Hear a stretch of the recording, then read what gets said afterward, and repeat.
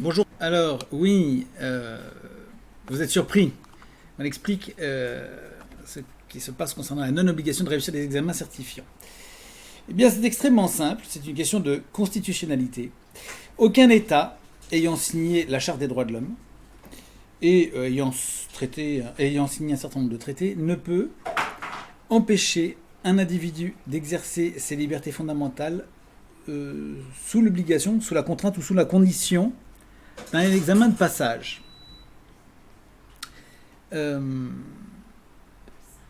Par exemple, si vous prenez le permis de conduire, le fait de conduire sur la route, ce n'est pas une liberté fondamentale. C'est une possibilité que vous acquérez en fonction d'un examen. D'accord ? Mais respirer, vivre, éduquer son enfant, l'instruire sont des libertés fondamentales. Par conséquent, vous n'avez pas besoin pour tout cela de passer d'examen. Et un quelconque État disant à un individu « Je vous somme de passer tel examen pour avoir le droit d'exercer votre droit à instruire votre enfant, qui est un droit constitutionnel de base, commet une fraude, une faute, qui est poursuivable devant les tribunaux. Il faut d'ailleurs le faire, atteindre au point de constitutionnalité, donc dans ces cas-là, on est évidemment battu en première instance, on fait appel, on suit tout le processus, on est souvent battu en cassation, puis on va ensuite au Conseil d'État. Et à ce moment-là, on gagne. On gagnera forcément tôt ou tard, puisque c'est une atteinte évidente aux droits des individus. Alors comment est-ce qu'on en est arrivé là ? Parce que les États se sont permis de faire peu à peu des circulaires, des décrets et des lois qui violaient les principes constitutionnels. Progressivement. En France, nous avons le même problème. Petit à petit, on est en train de dire qu'on va contrôler le niveau des enfants lors des contrôles. C'est totalement une violation du droit. On ne contrôle pas le niveau des enfants. Et je vais vous expliquer pourquoi dans quelques instants. Mais ne perdez jamais de vue cette idée qu'un droit constitutionnel n'est pas discutable. Il n'est pas négociable. Il n'est pas question que l'État décide de délivrer des diplômes pour être parent ou pour avoir des enfants. Il n'en est pas question. Ça se fera peut-être, et je pense qu'il y en a qui réfléchissent sérieusement, mais il n'en est pas question. Il faut le refuser à tout prix.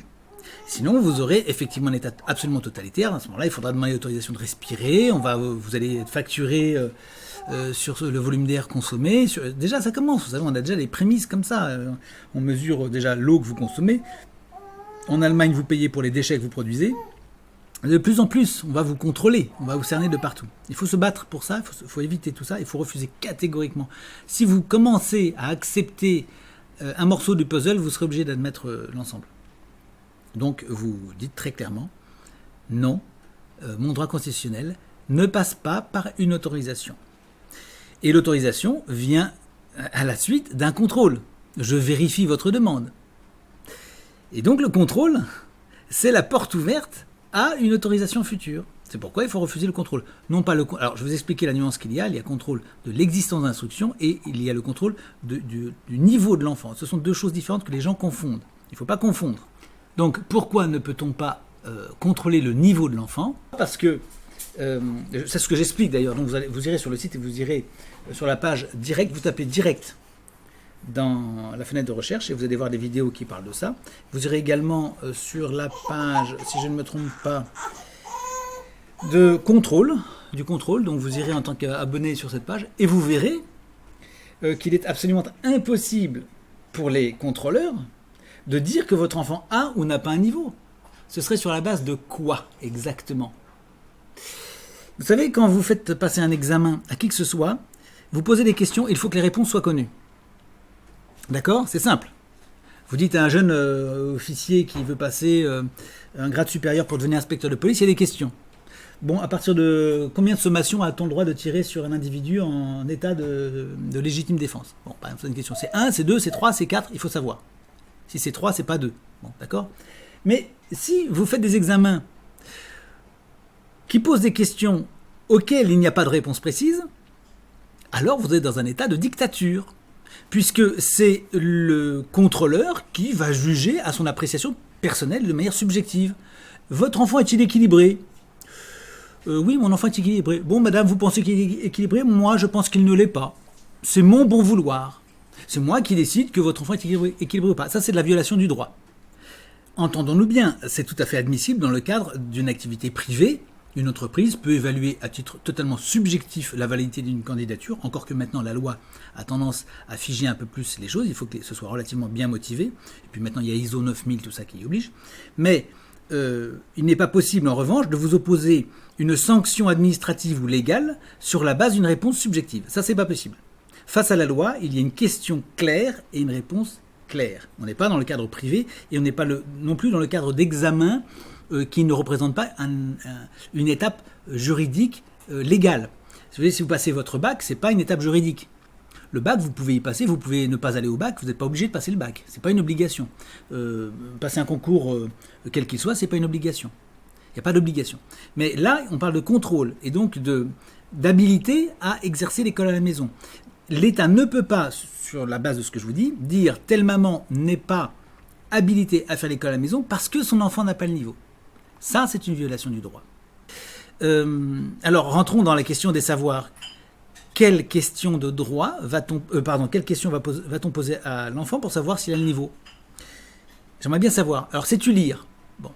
Alors, un enfant de 7 ans, il prend un livre et il lit Paulette a couru dans le pré. Est-ce que c'est lire ou c'est pas lire, ça? À votre avis? Il y a un inspecteur qui va dire, bon, cet enfant, il sait lire. Il y a un autre inspecteur qui dira, non, cet enfant, il ne sait pas lire. À 7 ans, il est censé parler beaucoup mieux. Qui a raison? C'est totalement flou. L'enfant ne sait pas du tout lire. Bon, très bien, il ne sait pas du tout lire. Il ne sait pas du tout lire. Il ne sait pas lire. Bon, là, effectivement, s'il a 10 ans, il y a un problème. Les parents n'ont pas instruit l'enfant. Donc là, il y a une faute de la part des parents. C'est une violation de la loi. Ils n'ont pas instruit l'enfant. Mais s'il sait lire, s'il sait compter, à peu près, il peut compter jusqu'à 100, il arrive à faire des additions, des soustractions, quelques multiplications, il connaît à peu près ses tables. Il sait lire, compter, il sait parler, il sait écrire. Il arrive à écrire toutes les lettres, il arrive à écrire des mots. Et après, vous faites comment pour la suite?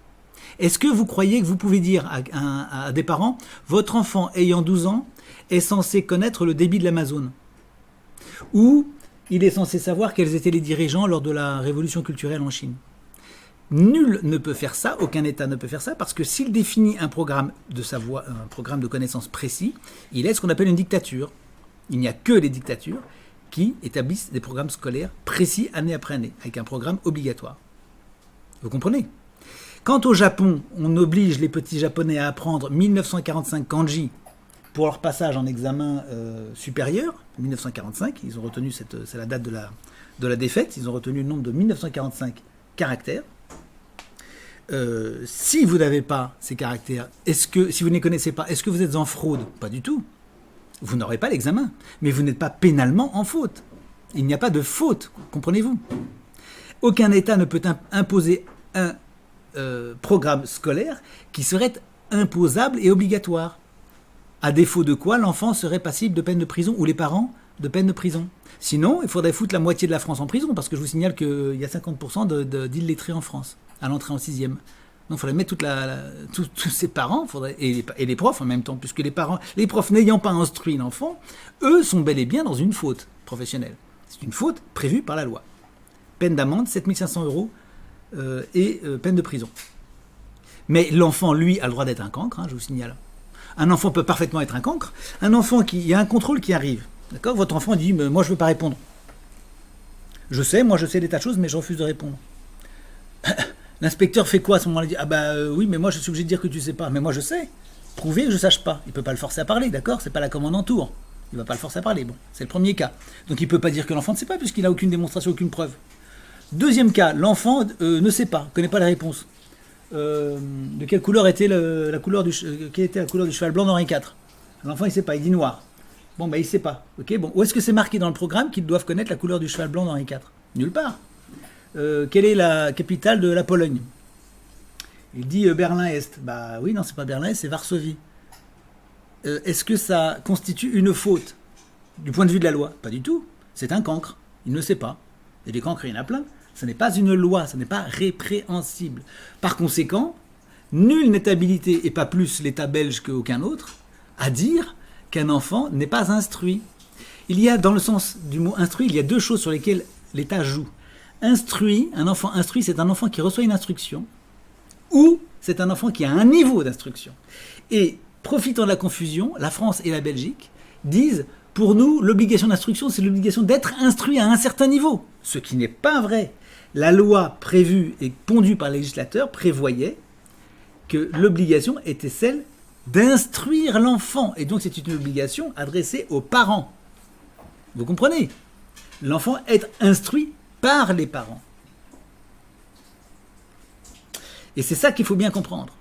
C'est vrai en Belgique, c'est vrai en France, c'est vrai partout. L'enfant n'est pas obligé d'être instruit, il a le droit d'être un cancre. Le parent a parfaitement le droit de dire moi j'instruis mon enfant, il n'y a pas de problème, seulement il ne retient rien, qu'est-ce que les gens disent ? Il est comme ça, il est nul, c'est un cancre, c'est son droit. Et moi je ne risque rien, j'instruis mon enfant, il n'y a pas de problème. Vous comprenez ? Ça c'est fondamental. Vous faites un contrôle avec un inspecteur et vous lui dites ça. Vous dites mon enfant est un cancre, il ne sait rien. C'est même pas la peine de le contrôler, il est nul, il connaît rien. Bon, il sait parler, il sait écrire, il sait compter, mais pour le reste, il est vraiment nul, il est très faible, il n'aime pas travailler. Qu'est-ce que vous faites maintenant ? L'inspecteur va dire, l'enfant ne nous semble pas d'un très bon niveau, bon, c'est un mauvais élève, d'accord ? Et après, y a-t-il une instruction ou pas ? Est-ce que j'instruis mon enfant ou pas ? Je vous ai présenté que j'avais la preuve. J'ai un cours, j'ai des manuels, il a écrit, vous avez des cahiers, vous avez la preuve sous les yeux. Est-ce que vous allez dire que je ne l'instruis pas ? Non, vous ne pouvez pas le dire. Je l'instruis, mais lui n'a pas un certain niveau d'instruction, c'est tout. Donc je suis parfaitement dans mon droit. C'est ça que vous pourrez dire. D'accord ? Donc faites très attention aux sites officiels en France comme en Belgique qui sont bourrés d'erreurs de ce genre, puisque les fonctionnaires ne connaissent rien, tout ça je connais par cœur, ils ne connaissent rien à l'interprétation des lois, et vous verrez que, par ailleurs, que pour ce qui est du chapitrage des lois, vous devez savoir qu'il y a une hiérarchie des lois, donc vous irez sur le site et vous regarderez la loi, et vous verrez que aucun décret ne peut violer une loi, aucune loi ne peut violer la Constitution, aucune Constitution ne peut violer un traité international ou la Charte des droits de l'homme. Donc il y a une hiérarchie. Et les lois que vous voyez aussi bien en Belgique et en France sont illégales puisqu'elles violent les constitutions, les traités fondamentaux et la Charte de 1948 qui est inviolable.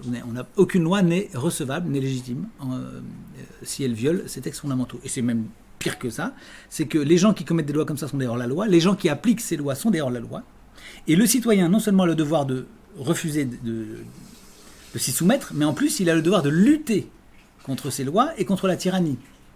Le devoir du citoyen est de lutter contre les lois illégales. Donc vous êtes dans le devoir en réalité de vous opposer aux textes qui sont illégitimes. Charge à vous de voir avec ce texte s'il est illégitime ou pas, moyennant ce que je vous dis. Donc il faut veiller à ce que ceci ne viole pas vos droits constitutionnels et le reste. C'est donc à cause de cette contrainte que nous cherchons à la fois un enseignement pour respectueux des enfants et de leur rythme, tout en ayant en tête cette désagréable obligation de contrôle que nous aurions pourtant vraiment voulu éviter à tout prix. Alors attention, là il y a confusion. Il y a une obligation de contrôle, oui, on contrôle que vous instruisez l'enfant, mais en revanche il n'y a pas de contrôle de niveau de l'enfant. Il est tout à fait normal qu'il y ait un contrôle, puisqu'il faut vérifier quand même que l'enfant bénéficie de son droit fondamental à être instruit, comme je vous l'ai dit tout à l'heure.